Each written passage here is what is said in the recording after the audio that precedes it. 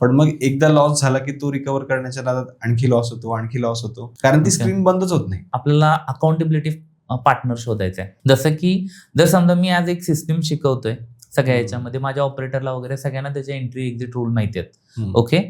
आणि जर मला असं वाटलं की ट्रेड झाल्यानंतर कधी कधी मी पण ह्युमन बिईंग आहे, माझ्यामध्ये पण इमोशन्स आहेत, दररोज 50-60 हजार विचार आपल्या डोक्यामध्ये येतात. बरोबर आहे का?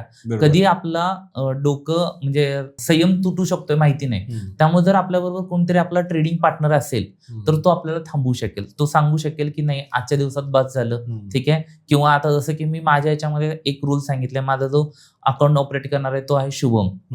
मी सांगितलं की मला पण हा रिव्हेंज ट्रेडिंगचा सगळ्यात जास्त प्रॉब्लेम होता. मग मी म्हटलं की एका दिवसाला कधी 1% पेक्षा जास्त लॉस झाला, ओके, तर तुम्हाला फक्त एवढं बोलायचं की सर उद्या पण मार्केट चालू आहे, म्हणजे मला लक्षात येईल की आज आपल्याला इथे थांबणं गरजेचं आहे. ओके. सो अशा आपल्याला माइंड गेम्स क्रिएट करणं गरजेचं आहे. आणि एकत्र जर बसून ट्रेड केलं ना तर नक्कीच आपली डिसिप्लिन लेवल जी आहे ती वाढते.